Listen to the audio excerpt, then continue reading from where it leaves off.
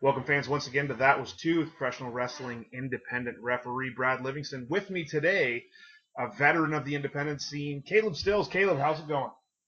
It's going pretty good. Hello, everybody out there. Yes. Yeah, life is good these days. Perfect. So I want to start with the question that I always ask. Growing up, were you always a fan of the business? A little bit of a caveat to that. So when I was 5 years old, I guess when I would go see my grandpa on the weekends, I'd watch Superstars. And I got out of it because, as you become a teenager, it's lame to like pro wrestling. So I'd say I got back into it around 15, 16 years old, and then I was hooked from then on. And I actually started training at 17, so in between my junior and senior year of high school. Wow, that's starting out really young. So where did you go to get your training? Yeah, it was young. So now I'm 38, so it's been 21 years. Wow. Shows my age, but I trained at Can-Am Wrestling School in Windsor. At the time, Scott D'Amore owned the school. He's always owned the school, but at the time, the Canadian Destroyer, which Petey Williams named his move after, was the head trainer, who actually trained Scott D'Amore, Okay. among many others. Yeah. So what led you to the Can-Am Wrestling School? Public access. Yeah, so I didn't know there was a such thing as independent pro wrestling, and I'm sure I wasn't one of the few. I'm sure there's plenty that didn't. I was just going through the channels board, nothing's on TV, and I saw a really bad quality wrestling match. And like the match, I'm sure it was bad, even as a kid watching it. But I just mean the quality of the TV, like the way it was shot, the camera and everything was terrible. But I was like hooked. I'm like, what is this? This ain't WWF. This isn't WCW. What is this? And it was called Motor City Wrestling, based out of the Detroit area. And the guy that ran it was called Coach Kurt. Basically, he had this cable access show once a week, and he would just film at all these local indie shows, and he would like show it. So it was a compilation of local wrestling, Okay. which I thought was a cool idea that even to this day I think could work well. Yeah. But so many guys with egos, guys don't work together, so that probably won't happen. Yeah. But that's the conversation for later. Yeah, so I was watching that. And, they had an ad for Can-Am Wrestling School in Windsor, and 17-year-old kid seeing this about going to Canada to try out for the school. I thought, like, that's impossible. How do you go to Canada? Like, it's another world. And I didn't realize at the time you didn't need a passport. It's Right. just your ID and your birth certificate and go straight across the border. Actually, to be honest, I don't even think I need a birth certificate at that time, because this is all prior. This is summer of '97, so this is prior to the 9/11 stuff. Right. So it wasn't hard to cross the border. Right. So No. yeah, I called and talked to Scott D'Amore the next day, and he set it up. He said I'd be meeting this guy Doug, who later found out was Canadian Destroyer, and showed up the next. I think it was a Saturday morning, and I walk in, and it's. Let me paint this picture. Yes. So you see this local brewery on the outside. I'm like, I can't be in the right place. And then I see this open garage, and I'm like, that's their address. So behind the brewery, this open garage where they're working on these old beat up race cars, there's a ring set up, and I just hear these weird noises and bangs. And I walk in, and it's like, when I say Land of the Giants, you hear that term thrown around a lot about the 80s. Like, it still was. Like, all the guys, I don't know why, but at that time, everyone was like above 6'2", 6'3". Everyone was, I mean, they weren't in the greatest shape. They're all big dudes. Like, I would say like 250 plus. And at the time, I was a fat, pale little kid. And I'm looking at these guys like, I can't do this. But I made it through the tryout. And at the time, they try to weed people out. Right. That's the difference between nowadays. I'm not saying all wrestling schools are. There's a lot of legitimate schools out there, but there are some that, if you're going to pay your money, they'll take it. Right. And this wasn't done that way. This was that old school, like, we're gonna test you. We're gonna test your metal and see if you can cut it. And if you can, then you can come back and learn from us. And I made it through, and it was rough for the first couple months, because it wasn't. Nowadays, there's schools that it's like a 12-week course or 6-month course or whatever set. This was you train till you're finished. Right. So it's whenever they gave you the green light, you'd have your first match. And yeah, it took me, I would say, somewhere between 6 and 8 months. I was not a regular. and I can't even say like I had two left feet. I was just born backwards. Like everything took me twice as long, if not three times as long as everyone else to learn. So let's talk So yeah. that first match. Where was it? What company was it in? Anything you remember particularly about that match? Feelings going into it, all that stuff. All right. Yeah, no problem. So I remember it vividly, which is weird because all these years and concussions Yeah. later, some things are a little foggy. But I think you always remember your first match. And it wasn't a regular match. It was a 4-on-1 handicap match against this guy that was calling himself Judge Dredd, like the comic book or movie. Yep. And he didn't look like anything from the movie. He was about 6'7", probably close to 400 pounds, dressed like a biker. He didn't have any wrestling gear. Didn't really know a lot. I think he was partially trained, like he was trained-ish.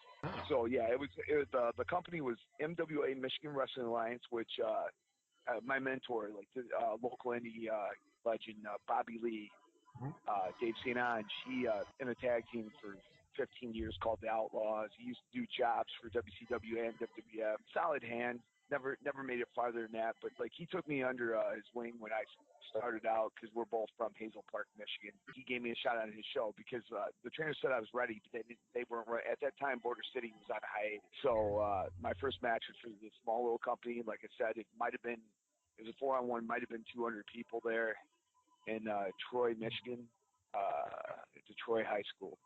Okay. And I don't remember much of the match, but I remember taking a big boot and then him standing on my chest, like my welcome to the business, while he's holding the top rope, like holding his weight. You know, you push up on the rope, right? So you don't have all your weight. No, he pulled down. He pulled towards him, towards his chest. So yeah, like it was all of his weight. Then yeah. It was a different age back then. Definitely, for sure it was. Yeah. So the first stuff that I can really find is from about 2000, 99, 2000, and you were working under the name Gutter. So where did that gimmick come from, and kind of describe that for us? Okay, well, at the time, being super green, I knew it was going to be hard to get booked. I did ring crew. I'd show up early, help out, and get on shows here or there. But you know, I wasn't a physical specimen. I don't think I've lost any of my height. I'm barely under 6 feet. It's like 5'11" and a half. Of course, I lie and say 6 foot 6'1", but yeah, you know how the wrestling heights go. That's right. Along with weight. Yeah, so 5'11". At the time, I was like 230, no muscles whatsoever. So it was hard to get booked. So I was like, I need to come up with a character, some kind of shtick that I can get myself booked while I learn. Because I know I need to learn, but I can't learn if I don't get matches. You only can learn, and this goes out to all the young guys looking to get in wrestling or starting out now. You need repetition. Right. You can only learn so much in school. Like, you got to be in front of a crowd practicing your trade. You know, and you got to do it at least 2 or 3 times a week. You know, I would say every weekend you got to be out there trying to get on a couple of shows. I was always a fan of George Animal Steel. And of course, Mankind. And a lot of people thought I was ripping off Mankind, but I was a big fan of George Animal Steel. And I am a weird cat. So I needed something that showed my positives. I'm eccentric. I had this really weird laugh. So I used all that. And I'm like, well, what works in wrestling? A one-word name. And, you know, at that time, that was Attitude Era. Everyone was like Triple H, The Rock, Stone Cold. Everyone's shortening their names. So I was like, what could I be? And I was trying to think of like things that would be trash, like something dirty, because I was like, I shouldn't be wrestling in tights. I should be hiding the fact that I'm a chubby kid. So I came up with Gutter because there's one, and I came up with the name and I came up with the idea, but there was a lot of people that helped out along the way. Have you heard of the indie wrestler amazing Nate Matson? No. Okay, he's been working for, I would say, about 22 years. He's got one more than me. Okay. He's we were calling ourselves World's Worst Tag Team because we did Sunday Night Heat against World's Greatest Tag Team back in 2007. Yeah, and then we were tagging in Michigan for a little while, calling ourselves DDT, Detroit Dream Team. But very talented dude that just never got his due. Like if there's guys, like everyone's got a list, at least 5 to 10 guys that they think should have got shot that never really did. Because you know how it is. It's just being in the right place at the right time, knowing the right person, being in front of the right person. There's so many different things, variables that go into it. So, but anyway, he came up with the idea of Cindy. I don't know if you know what that was, part of the character. I had this downspout, about 3 foot long, aluminum piece downspout that I called Cindy. And over the years, people they would turn it into saying it was my girlfriend. The whole idea was named after my stepsister, so that's why that was weird to me. It was supposed to be my friend. Yeah, it wasn't supposed to be any kind of incest thing. It was supposed to be my friend because I don't have any friends. My friend is a downspout that I call Cindy. Right. And if you try to touch her, I will hurt you. And that is the basis of the character. And then there was things added later on. I would talk to this guy and say the voices made me do it, things like that. Right. I just add little details as it went on. Nice. And I did that character from like 99, 2000 to about 2011. Wow. That's a long time for a gimmick. That's awesome. In June of 2001, working as Gutter, you got to work with Disco Inferno. So this was kind of coming out of the WCW. So what was that match like, and working with somebody who had been to the show? Well, at that time, over the years, I've got to work with a lot of talented people that have been on national TV. And it's not about name dropping, but at that time, I think he was the first. Yes. Border City, for some reason, saw something in me. And actually, I have to give the credit to Scott DeMore, but also Johnny Swinger. Johnny Swinger, one of the first shows right around that time, I'd say right around 2000. It was like fall of 2000. I was on a show at the Chichara Club, which, if you ever heard of, that's where we drew our biggest crowds, like 1,000 to like 1,500 people. Okay. You know, like that ballroom was like our version of ECW Arena. And they'd always bring in anywhere from 5 to 7 names, and there would always be a surprise that wasn't advertised. And the surprise would be someone like a Shane Douglas, or Vampiro was a surprise one time. It'd always be someone that the crowd was excited to see, so they were known for having that surprise. Nice. So go back to 2001. At that time, Swinger talked to Moore into giving me a shot, see what I could do. So they started pushing me. And I was like the underdog baby face that would just squeak out a victory. I didn't have a whole lot of offense, but the one move I always would hit was the diamond cutter, which it ended up being a rib because DeMore was friends with DDP. And the rib was, we would call it the diamond gutter. And he just got a big laugh out of that. So that was the whole idea, was the underdog that has this move that he can hit on anybody. So that night, Disco was really nice. Talking to him in the locker room, he, hey kid, what do you do? And he has a really strong accent, and I'm already nervous anyway. So I'm like, I made the classic mistake. Whatever you'd like. Well, what do you do? Anything you need. And you being a referee in the business, you've been around long enough to know that that's the last thing a veteran wants to hear. He wants ideas. Right. I want to know what you do, and I want to know what you do well, so I can add it to the match. I can fit it in. I can format around that. But if you tell me whatever I want, and I don't know what you're good at, I might plan something that's going to fall flat. Exactly. Yeah. And those guys coming straight off TV, I'm sure he was hoping to get a run with the Fed, with WWE. Yep. So he probably doesn't want to get hurt. He was jacked out of his mind. He was the biggest I've ever seen at that point too. Wow. So I feel like he was trying to get a job. So we planned the match around he cut his normal promo, cutting down the town. I think, I don't know if you have where it was at. I thought it was outside of Windsor. I can't remember the exact town. I don't know if it was LaSalle or what. It was one of the bordering towns.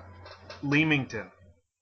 Leamington, yes. Yeah. So he tore apart Leamington on the mic.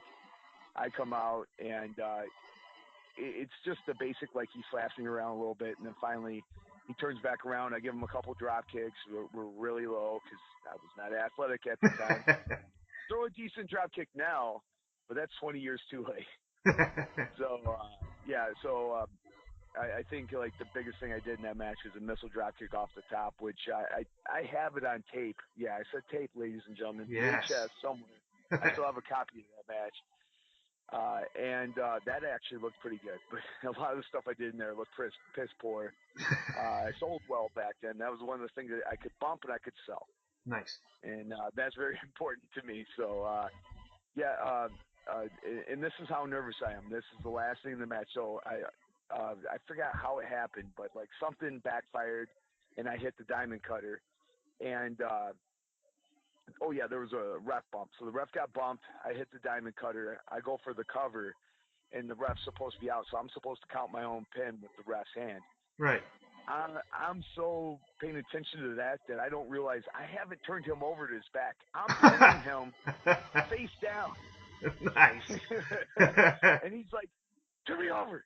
I'm like, oh crap. Good thing my character's crazy, so I can just say, I was just playing up my character. He knew. Right. But that's what I said. I thought it'd be funny. No, it wasn't funny. It was me being an idiot. But yeah, so I turned him over, then I grabbed the ref's hand, count to 3, and we go to the back. He was really nice. Gave me a lot of pointers. But yeah, I was definitely shaking a little bit after that. I imagine. The pin on the face. That's perfect. That worked out well, though. A little later on in the year 2001, you were in a War Games match. And there's Too Tough Tony. He's obviously, he's been around for a long time, deathmatch kind of guy. Necro Butcher as well. Can you talk about that? Because that's, War Games cage match. There's a lot that goes into that. And I think most of or all of you had already had singles matches leading up to that. Yes, we had. That was like a feud that was building up for a few months. That was for IWF, which was ran by A.T. Huck, who was is a referee for Border City, but was the ECW referee towards the end. Okay. And his shows were, I would say, 50 to 70% hardcore. Wow.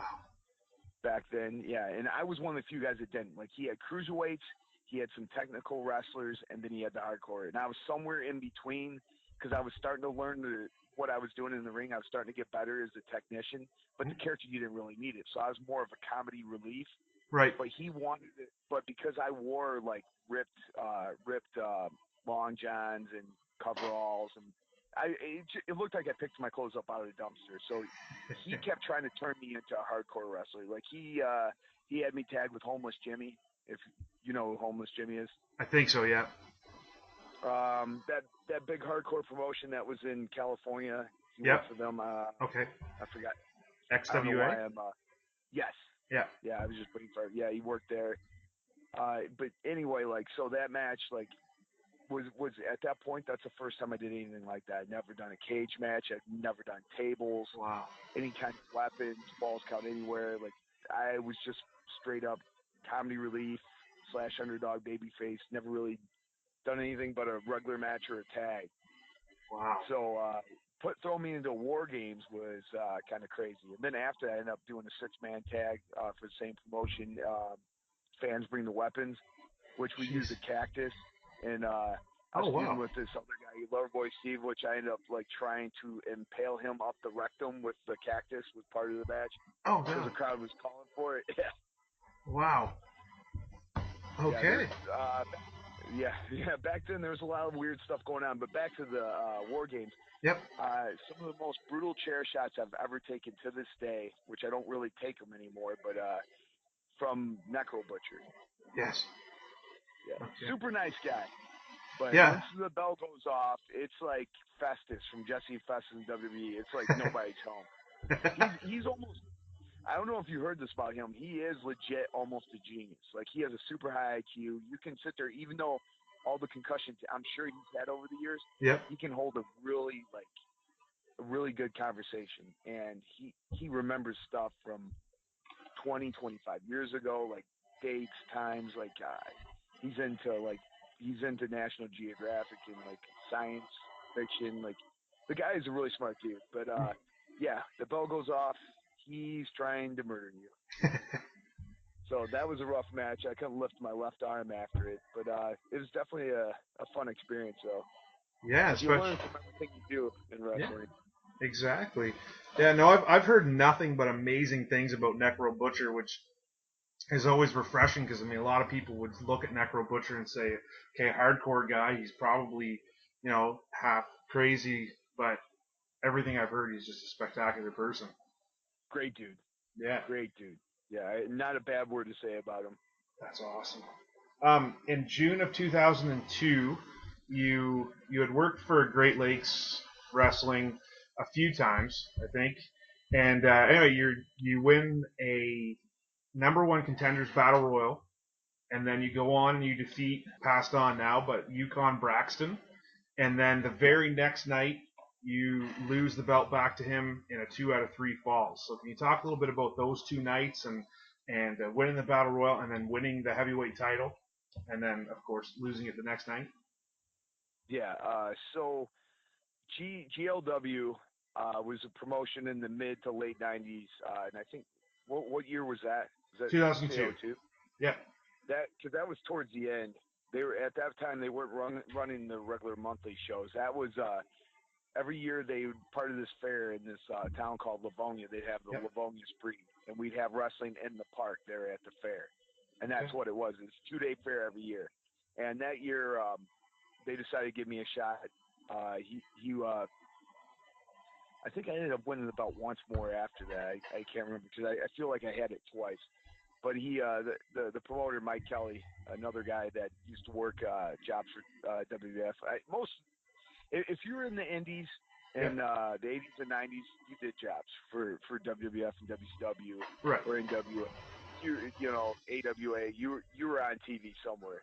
Yeah, it's like a bunch of us. We were born in a little too late for all that. Yeah. Yeah.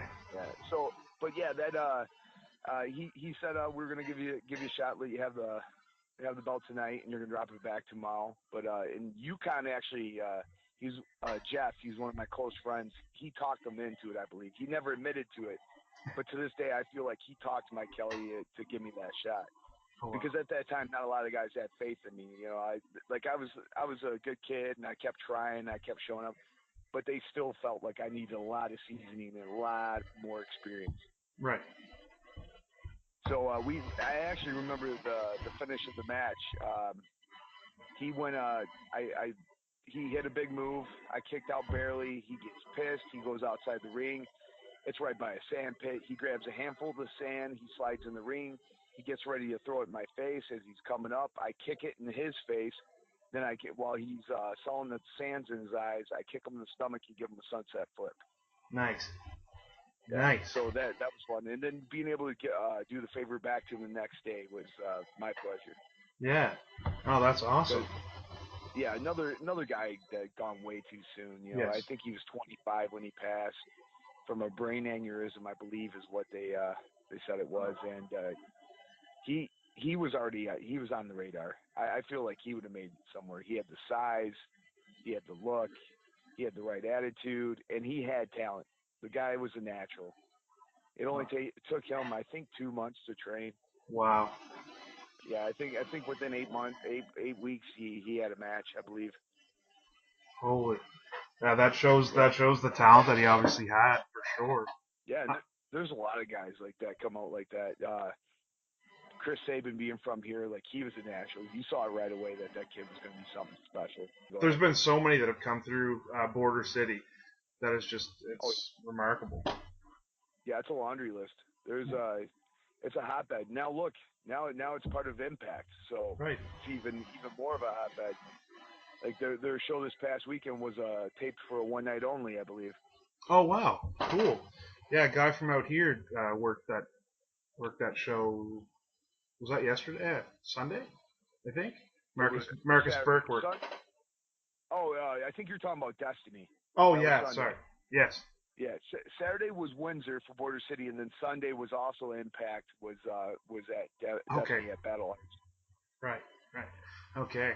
So, 2003, you formed a tag team with the Hacker. You had a one day tag title reign then, but then later on in 2003, I believe you won it again, and this time you held it for over a year, I think. What was it like teaming with them and then teaming with the Hacker and winning those tag titles? Well, Hacker, Hacker was really talented. We didn't really know each other. We were kind of thrown together as one of those oddball tag teams. You know, you got this computer nerd Yep. and this crazy homeless guy. And for some reason, it kind of worked. I think it was because at the time Terry Taylor was helping Scott D'Amore with the booking. Okay. And also Don Callis was as well. Now Don Callis is back with D'Amore. It's weird how things come full circle. But at that time, like Terry worked with me in a singles match on a Border City show, and he thought I had something, but he told me, he goes, you can't talk. They tried taping pre-tapes with me, right? Like backstage vignettes, and it just wasn't working. Because I shotted the character, if that makes any sense. I didn't really develop it well enough. Okay. I had the weird laugh, and I talked to voices, and I talked to Cindy, and if you touched her, I would grab her, and I'd hit you with her like that. But that's all I had. Like, right. I didn't know how the character would talk. I only knew how the character would interact with the downspout and with the crowd. And so they were like, well, we need to hide him. You know, it's like that old, like, Paul Heyman saying, like, hide the weaknesses and show the strengths. Right. So and then Hacker was really over as a fan favorite. The crowd loved him. Yes. And they liked me. They're like, why not put these two kids together? Because neither one of them can talk, and we can try to do something. And it worked. They were right. So it was like at first it was hard to create the tag team because both of us, we were basically doing two singles matches. We weren't working as a team. We didn't really have tag moves. We didn't even have a tag finish. It was basically I hit the diamond cutter and then he'd hit the leg drop off the top rope, the Alabama Jam. Over time, we developed stuff and we kind of became friends. And it wasn't until years later after, because it was the middle of that second title reign that he had to quit wrestling because I think it was a promotion at his job. Okay. Like his gimmick is legit. Like he's a legit computer nerd. I don't know if it's IBM, but he works for a computer software company, I believe, to this day. Okay. And it was making like great money, a lot more than he ever make from wrestling. So he concentrated on that and having a family. I believe now he has 2 kids. Wow. Yeah, he found me on Facebook last year, and we started bullshitting back and forth. And yeah, we're more friendly now than we were then. I mean, there was no problems. It was just basically it was our job to be a team. I think the best tag teams are when you're friends. Yeah. Like when you travel together and you're friends, because that you can't fake that chemistry. Right. No, and that's what I've seen too. Yeah. Yeah, but over time, I feel like we became a pretty good team, and it was fun. Like looking back at it, though, I didn't know it at the time, but those are some of the best times of my wrestling career. Just the matches and the shows. Like Border City was top notch. I was lucky for that to be my home promotion for so many years. Yeah, I mean that's one of the places that you hear about, especially up here in Canada, in terms of okay, well, a wrestler wants to get trained, where do you want to send them? It's either Border City, Battle Arts, or Lance Storm. Like those are the only 3 that are the first ones out of people's mouths, are those 3, and it seems like it's been that way for a long time. Yeah, I agree. Those are the main ones I hear. I know of little schools here. Well, and then also now Tyson Dukes has a school, I believe. Is it out of London? Yes, I think so. Ontario? Yes. So, I mean, I definitely vouch for it because he was the head trainer at Border City for years. I was head trainer for a short period of time, maybe 6 months to a year. Okay. And then after that, I'm a better assistant trainer. I don't have the patience to start from the ground up, but I'm pretty good at critiquing and like helping guys like get better. Yes. Yeah, I don't want to be grabbing those chalkboard and writing everything from scratch. I want someone to already have the idea, the theory on the board, and then I'll change it from there. Nice. Definitely, yeah.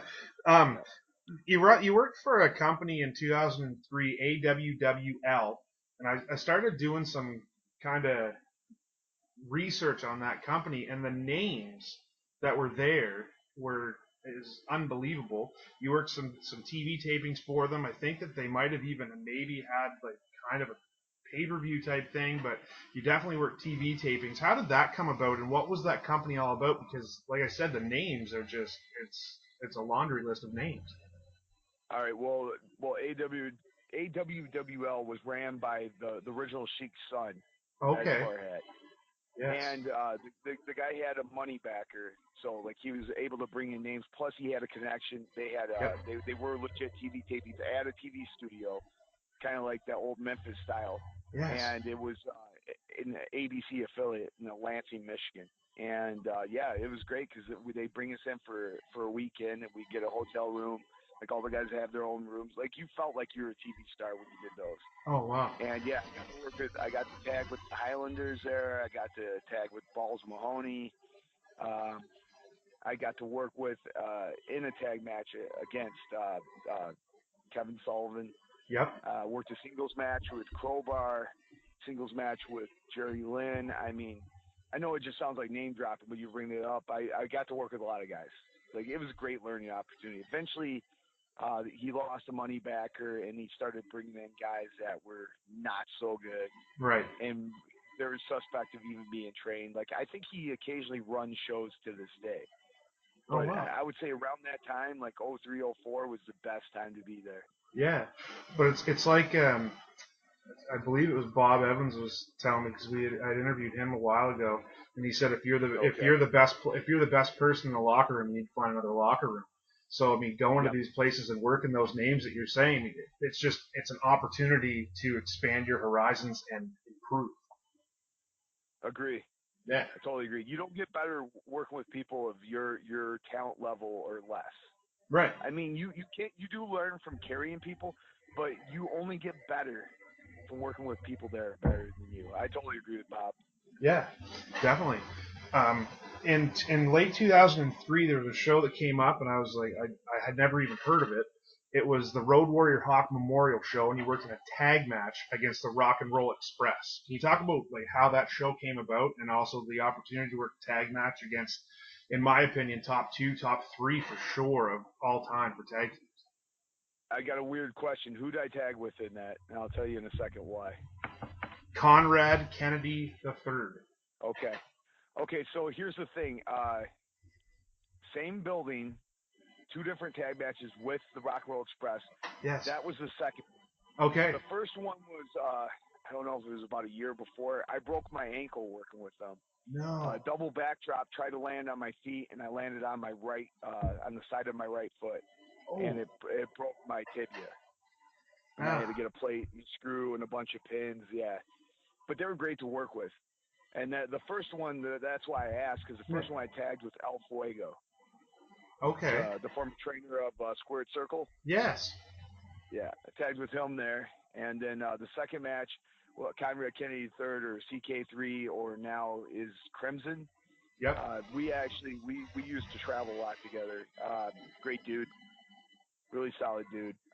Yeah, and that match was great to learn from them. It was fun. They Ricky was willing to let me use the downspout in the match leading into the finish. Nice. He was willing to sell for us. Like they were giving us little tips after. Like it was just basically sitting under the tree and like, yes sir. Ears open, mouth shut. Yeah, definitely. That's awesome. Somebody that I notice appears in your career quite frequently, especially in the early 2000s, like 03, 04, 05, 06, is Truth Martini. Is there a reason why you see him so much in terms of your career and you working with him, working against him, all that stuff? I guess just because we started around the same time and we're from the same area, I consider him a friend. I was actually at his wrestling school last night. Yes. The House of Truth, which is also like if you're in the Michigan, Ohio, or Indiana area and you're looking to train, that's the place to go. Yeah. He just took over. He had someone else running the classes for him for a while, but he's running the last class and the class that's going on now. That yesterday was day 2 of the 12-week course. Wow. And he's back to being the head trainer again, and it's a great curriculum. And with him, we're friends, and we've traveled a lot. I think it's just the way it worked out, you know, right place, right time. We just ended up traveling in the same circles and becoming friends, and we ended up right around the same size. So I think that's why we ended up working with each other a lot. Nice. But you want to talk about natural? He was a natural. And he's one of the brightest minds in the business, in my opinion. If he wouldn't have broke his neck, he would still be working. Like he would have definitely ended up somewhere. I know I keep saying that, but like I've been just so lucky to be around a lot of people with a lot more talent than I have. I just have been pretty. I guess I kind of Forrest Gump my way through wrestling. Nice. I mean, I've seen a lot of Truth's work in terms of like managerial wise, and if I've said it to several people, if this was the '80s back when managers were the thing, like there's no question in my mind the guy would be in WWE. Yeah, yeah. I mean, some people might say blasphemy to say this, but he reminds me a lot of Bobby the Brain Heenan. Definitely, that's exactly who I was thinking of. Yeah. Really, he's all about props. He's all about being larger in life. You can tell he'll do whatever it takes to get heat for the guy that he's managing, like get the match across, not take away from it. Yeah. He's one of the first people I ask if he doesn't go to a lot of shows anymore, but when he did, like he'd be the first one I'd ask, what do you think about something? Like if I had a new finish I want to use or a transition, like something I want to do in the match, I would ask him, like, what do you think? And if he thought it was good, then I knew it. If it got his stamp of approval, I knew I had something. But he was also the first one to tell me that if something was bullshit, and he wouldn't just say that sucks. Right. He's one of those guys that sucks. Or how about you try this? And you could tell like if he's dealing with someone that didn't take criticism well, right. He would be like, okay, that's great, but I think this might work better. Right. You know, just knows how to talk to people. Yep. Just knowing it. Yeah, he definitely is a smooth talker. Not just on the mic. He definitely knows how to get his way. Oh, that's awesome.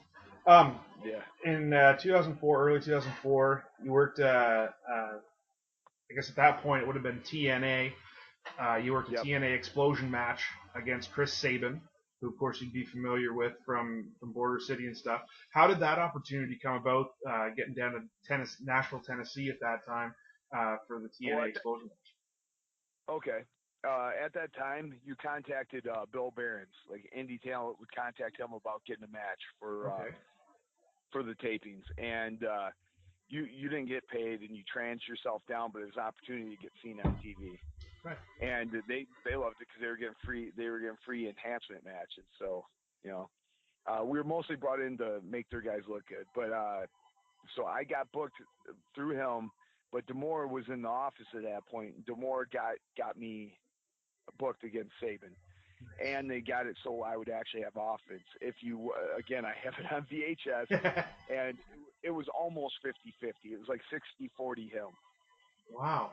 So I actually looked credible in the match. They let me do my full character, and I got some stuff in. Like I got positive feedback. What I was told that Dixie said, she kept calling me Gutter Boy, and they liked me. But the quote I got was, "We already have our Shark Boy.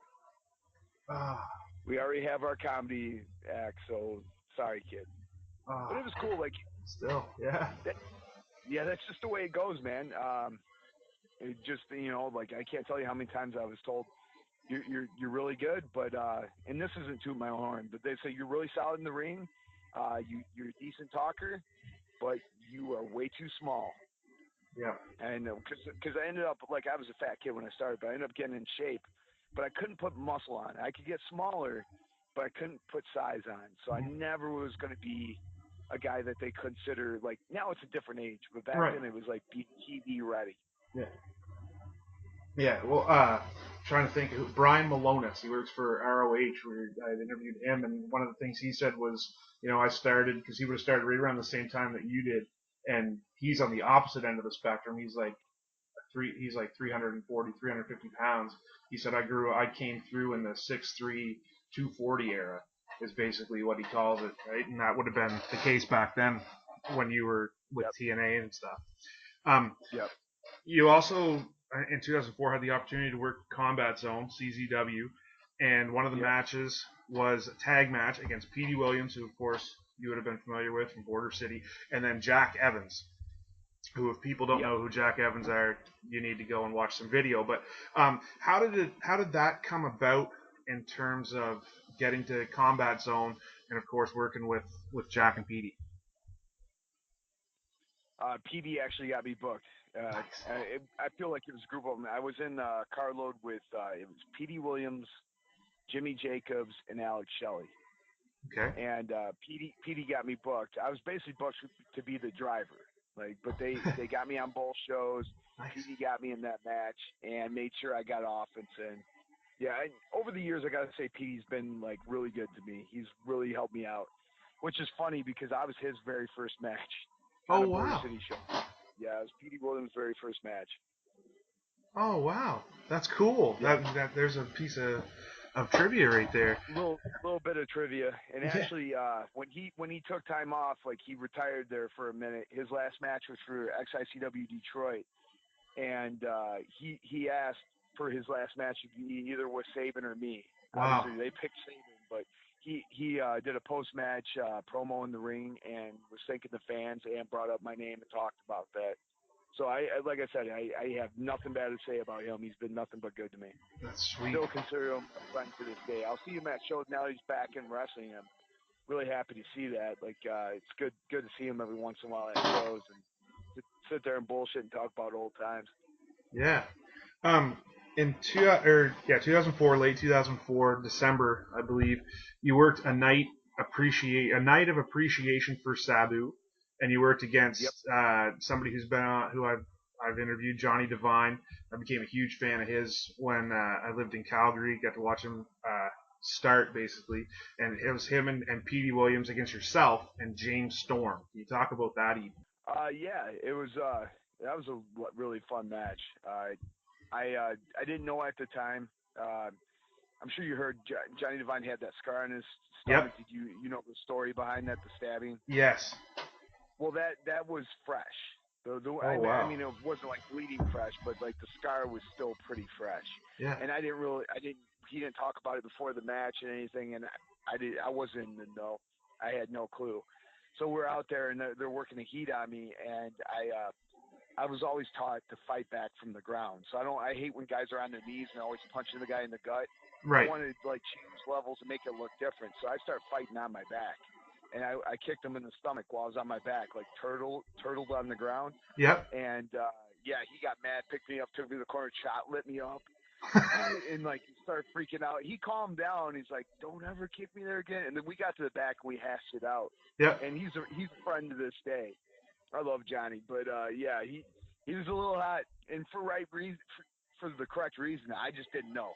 Right. I apologize. I kept like while he's chopping me in the corner, I'm like, I'm sorry, just because I didn't want it. Not like I was scared of him, but more of I felt bad. I'm like, dude, I didn't realize you had surgery on your stomach. I really apologize. Wow.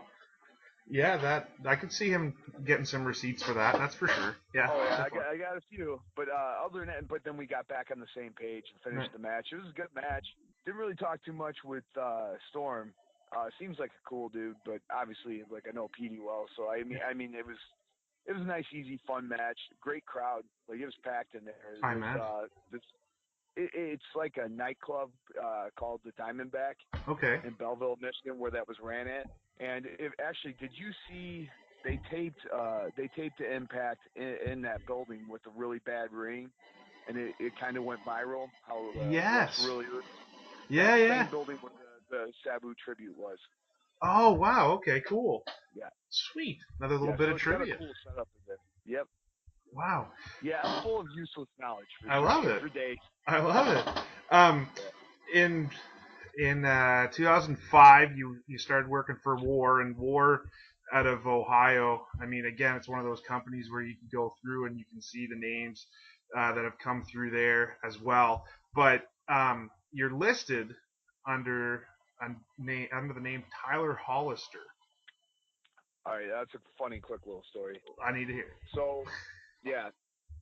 So at the time, I had started getting in a lot better shape, and I cut my hair short, so I didn't have the stringy long hair, and I didn't look. How'd they word it? Tom Williams that runs War Wrestling. I'm trying to remember the exact verbiage, but it was something like, "You're too pretty to be a guy called Gutter." Nice. So I'm sitting there laughing. What do you mean? Well, you look more like a metrosexual. So Truth Martini had like this brown leather jacket that he just wore to the show. So like, here, wear this jacket. So they basically pieced together gear for me that night because I had my gutter gear. Oh So they wow.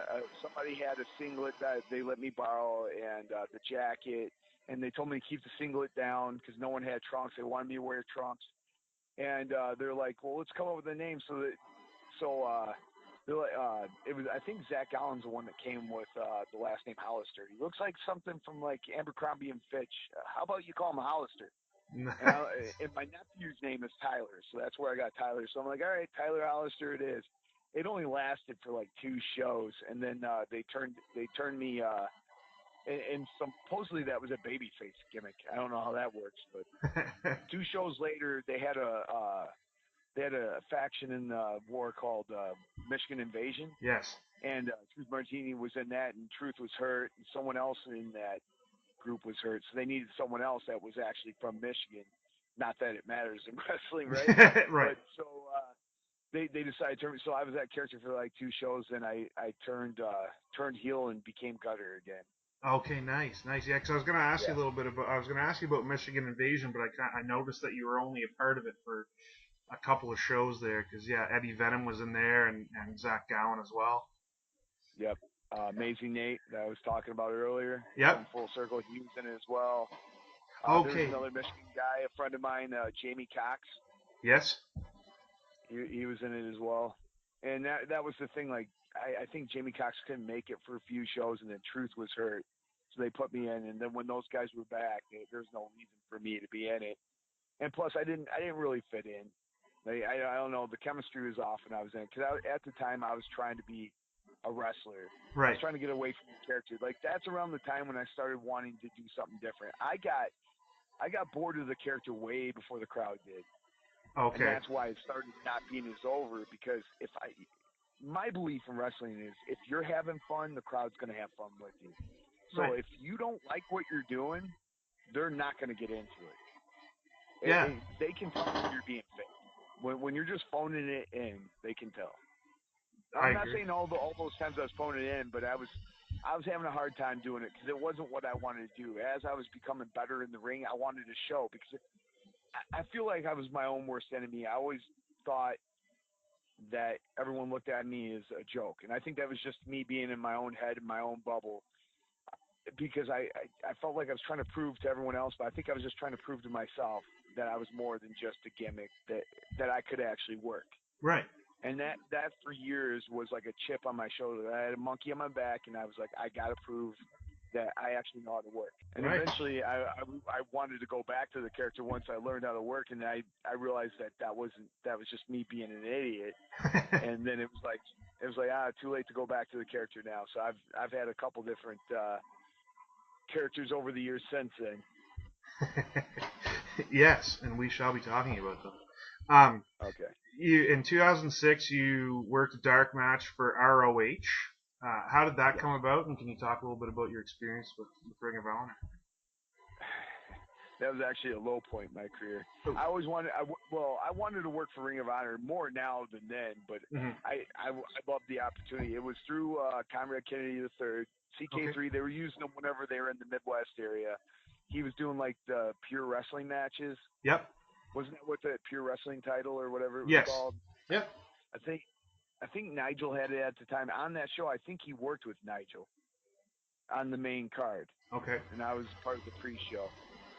Anyways, Dempsey Yeah, is who I Bobby worked with, Dempsey. right? Bobby Dempsey. And it just, I don't think I was ready for that because it was Okay. a different kind of crowd, and I don't know, either that or I got in my own head. I literally shit the bed. Not Yes. literally like shit my pants, but I did not do well. It was only 4 minutes long. They were gonna put me over. Well, they did put me over, but it didn't work out. I tried doing a snowplow for the finish, and Okay. you saw how big he is. Yes.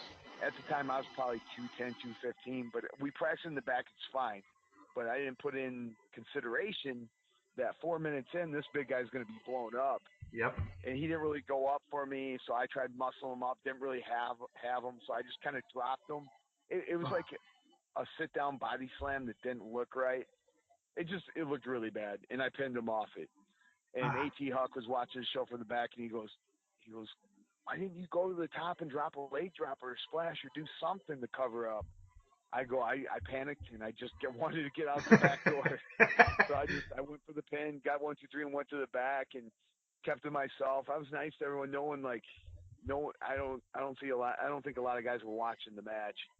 I heard later on that Gabe saw it and he said it was one of the worst match. I don't know. I think that guy's ripping me, but one of the worst pre-shows he'd ever seen leading up to that point. Oh wow. It wasn't very good. And Bobby was green, but I can't put the blame on him. I think I just wasn't ready, and I panicked. I want to talk a little bit about the tag team that you formed called the Lunatics with Crazy Steve. This was really early in his career. Yep. What was that team like? How did it form? All that stuff. Well, our characters were similar, right. And we were friends at shows. Like we'd always bullshit in the back and stuff. And actually, I met him a couple years before that, I believe. Sin Kazarni used to bring him to Border City with him, trying to get him booked. And because the guy's almost legit blind, so it was crazy seeing the spots he could do. The guy could fly, could barely see you. He could see shapes. But from what he's told me, his details. So when he hits the ropes, you just look like a blob to him. So everything's by feel. Yeah, I don't know if you knew that. Yeah, I forgot what the percentage is, but I think he's considered legally blind. Holy cow! I did not realize. So it makes what he does even more incredible. Yes. And we always wanted to tag. We wanted to tag for Border City, which we never got to do. They talked about having us do it, but then they quit running shows. That was more in like 07, 08. We got to do a 4-way once, but we started tagging there. We talked to promoter. I forgot what the promoter's name was. His name was Dave. I always call him Mullet Dave because in that day and age, the man had a mullet and he'd wear button up like superhero shirts. Okay. I think he owned a comic book store on the side. I don't know. He was as carny as it gets in wrestling. Yes. He was super carny. So. Yeah, he came up with the name. We didn't like it because I thought it was cringeworthy. Because, yeah, we're weird, crazy guys, but you don't slap the fans over the head and say, "Hey, they're lunatics." Right. We just wanted to be Gutter and Crazy Steve, and we just let the crowd take. Because it was fun. Every show we would do something different. It got to the point where I was carrying him to the ring, like I pull him to the ring. He'd be in a radio flyer, in a wagon. Nice. And he'd be wearing a straight jacket, and I'd be pulling him to the ring, and he'd be holding Cindy for me. Oh, perfect. It was all about like entertaining ourselves. We'd have a different skit every show, and then it was getting to the point where I couldn't really make it there anymore because Oshawa is a 5.5-hour drive for me, and they were running on Thursday night, so I'd have to take 2 days off of work. Oh wow, yeah. So I couldn't make every show, and at the time I think we were the tag champs, so they had us lose the belts on the show where I wasn't there. He started doing this thing where he'd have a mystery partner. And he'd keep looking for me. He'd go to the ring, where's Gutter? And then music would hit, and it'd be enter whatever form of the name. Oh, wow. And it was awesome because what ended up happening, I showed up for the hot tag one night, then I turned on him. And the next month we did a tag match, and there was a local indie worker named Cody 45 I tagged with, and I got to work with Crazy Steve tagging with Kamala. Oh, wow. So, like, my inner kid was going crazy. Like, yeah. That was a mark out moment, and I didn't care. I was like, dude, it's nice to meet you, sir. Yeah. I've always been a fan, and man, he was one of the nicest guys I've ever dealt with, ever. And I've he heard. was so thankful that we made sure that he wasn't leaving his feet because he was willing to bump it. At that time, he was starting to have health problems, and right. Like, no, sir, we'll take care of you. And yeah, it was just fun. I got to take the headbutt. He bit me at one point. It's just like. It was hard to stay in character during that because like your like I said, your inner kid just going nuts. Like, this is Kamala. This is Kamala. That's awesome. Yeah, I would totally freak out too. So you had mentioned it earlier, but in 07 you had the opportunity to work a heat match. You and Nate, who you've mentioned a few times, like you said, you worked the world's greatest tag team. How did it come about? Working for WWE, and what was your experience like working the heat match? Great experience. Never got like you always hear the horror stories and guys getting ribbed. Like we kept to ourselves. We stayed in the extra talent locker room because if you heard like all the rooms are labeled with it. They just print out these copies and it just has like a weird character on it and it'll say what the room is.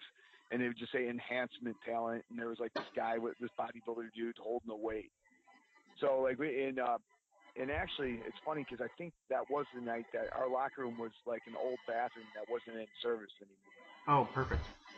And I got a couple other names for you that's funny that who was in there as well that they just brought. We're bringing them up to the main roster. The Major Brothers. Oh yeah. Okay. Kurt Hawkins and Zack Ryder were in the locker room with us. Jassim Festus. Yes. And there was a couple others, and then there was like 5 or 6 of us local indie guys that were getting matches that were on it. So we're sitting in there like, and then we got word like they sent a referee or somebody, a runner, to come get us, and then we met them all like just outside the gorilla position. I would say maybe a half hour before the taping started, and then they called the match with us. Okay. Like we got to roll around with them before the show, but we didn't really know we were working with them. They just wanted someone to try. So I think they requested us because we were bumping around for them, and right. they felt comfortable. Because I feel like anyone that's on TV, like I said before, if they want to feel safe, they want to feel comfortable with who they're in there with, especially if they have no clue who you are. So they don't want to go out there with a guy that never even locked up with before. Definitely. I mean, they want to stay safe. That's how you guys are paying your bills. Exactly. Yeah, we're just hoping that someone will take a liking to us. To them, we're just guys brought in to do a job, which is fine by me. We got paid well, and the catering's the best food I've had in years. But that day, I don't know if it was that day, but I've done extra work for the Fed 7 times, and like one time they had filet mignon, wow. and I was like, wow, this is crazy. And it was always like anything they had was like top notch in the catering. I'm sure you've heard stories, but yeah, the catering was always awesome. I heard it's not as good now. I don't know if that's true.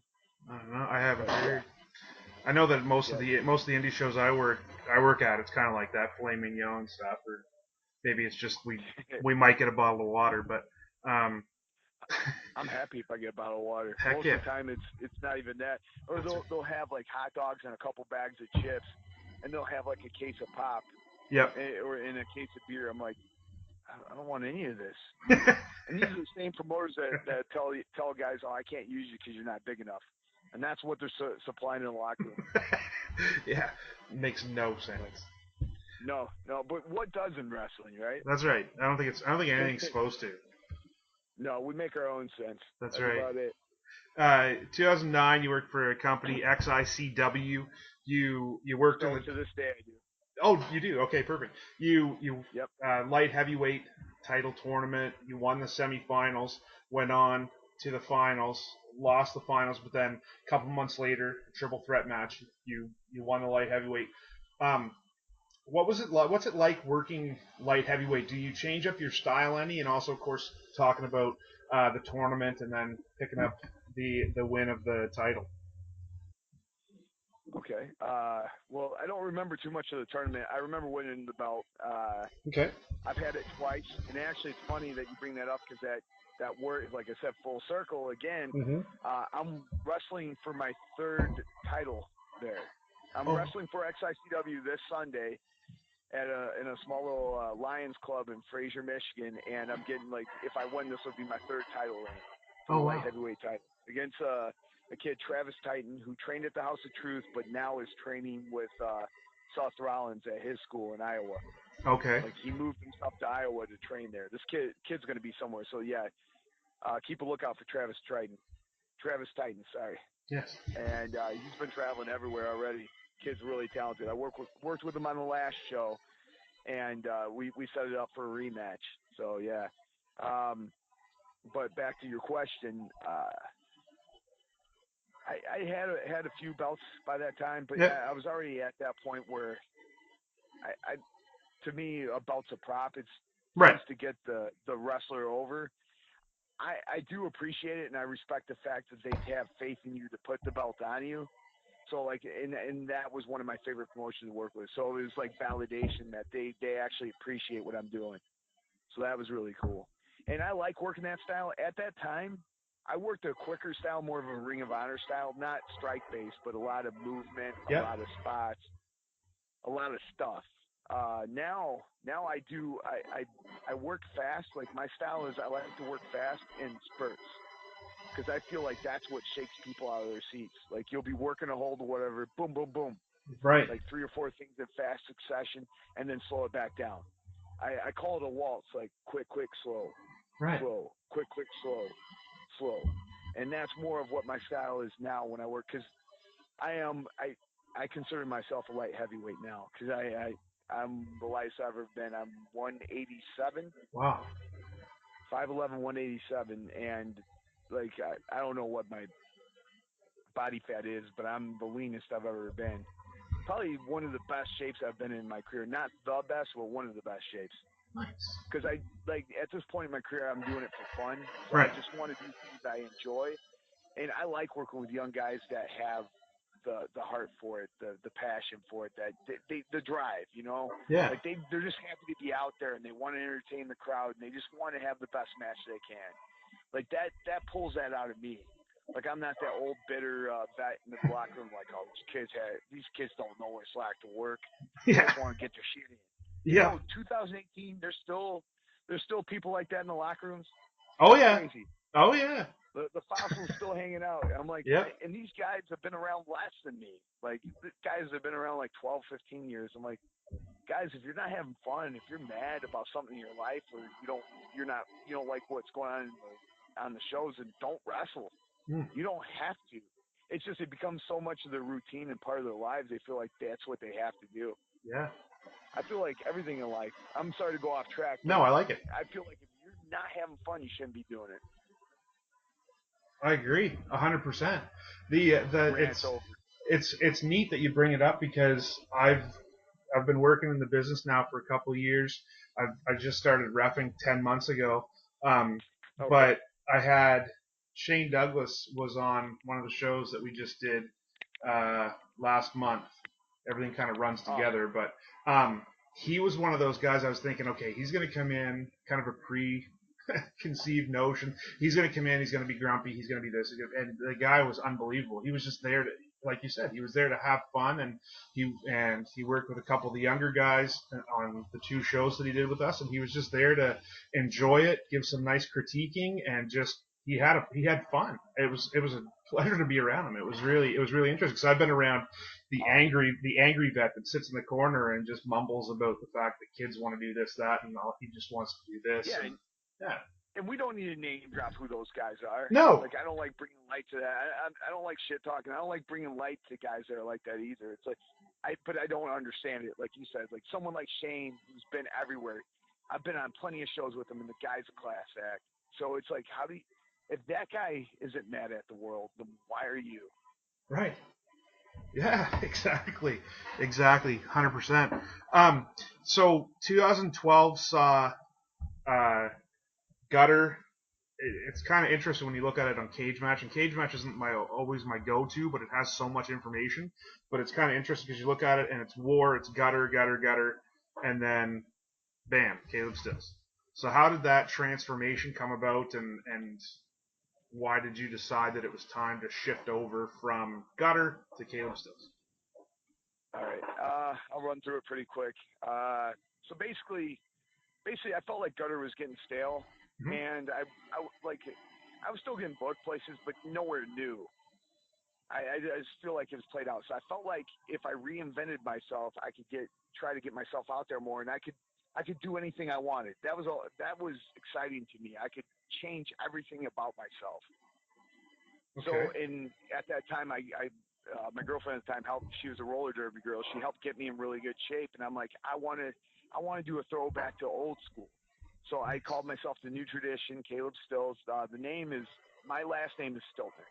So I cut it in half, so that's Stills. And then a buddy of mine was helping this rookie come up with a wrestling name, and Caleb was on that list. And at that time, now I know there's guys like Caleb Conley and there's a few other guys on the Indies, but at that time I didn't know anyone named Caleb. Right. That was a worker. So I was like, it sounds different. It sounds, I don't know, like something about it. Like it sounds stuck up. And I wanted like this snooty, like I was a big fan of Buddy Rogers as a kid. Like even though that's way before my time, I love going on YouTube watching. Like I've cut that in my promo before to a nicer guy. This could never happen.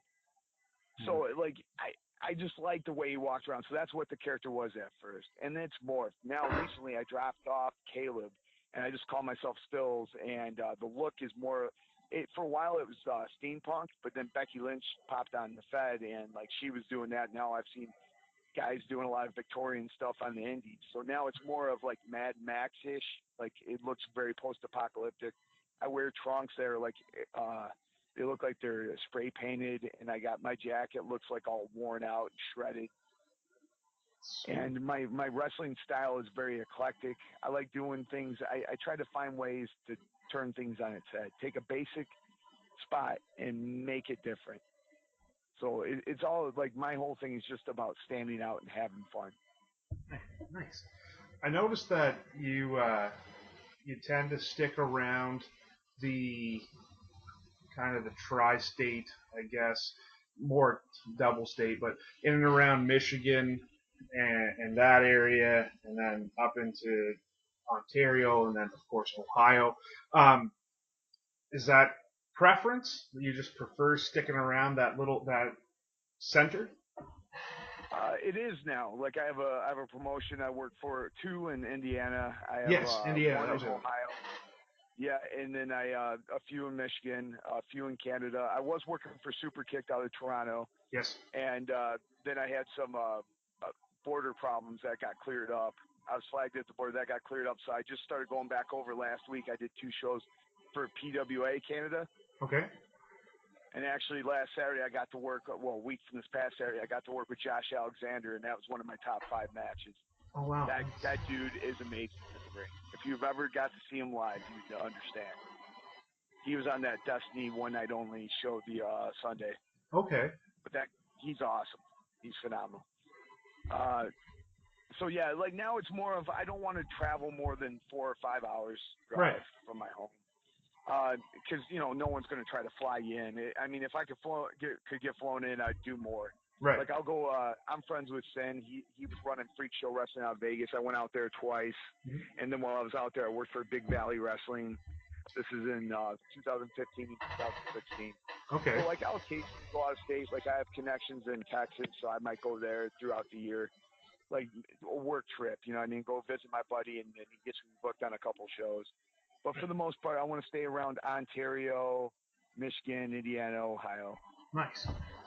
Actually, yeah, Sin and Dukes, and I think those are the 2 from that you have mentioned are actually coming out here relatively soon to work for a couple company or a company. I don't work for them, but they're coming out here. Sin's I think really good friend, and Dukes is actually from out here.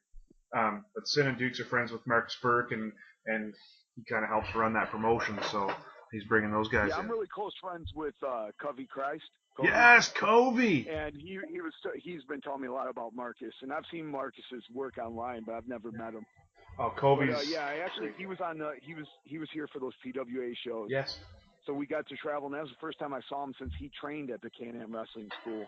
Get out of here. Oh, I love Covey. I work with him.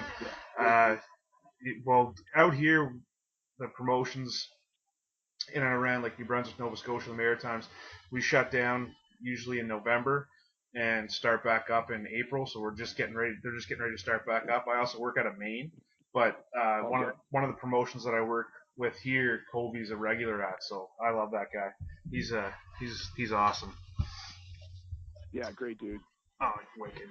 So not to I don't know, not to break kayfabe, but El Mano del Diablo. Yes. Let's just chat about that. I did for Super Kick. Yes. That is me, obviously. Yes. For a while, guys didn't know. I don't care if people know, because the way I look at you're talking about kayfabe.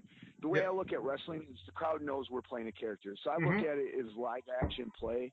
Yep.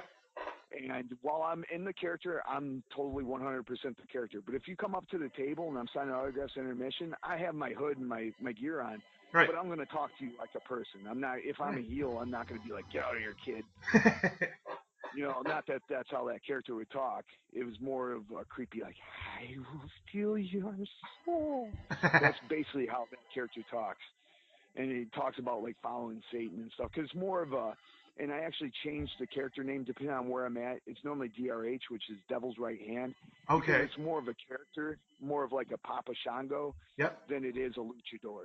Some places like Ooh La La Lucha is in Michigan at St. Andrews Hall in Detroit on May 5th, Cinco de Mayo, and I'll be working with Solar from Mexico, like the old school luchador.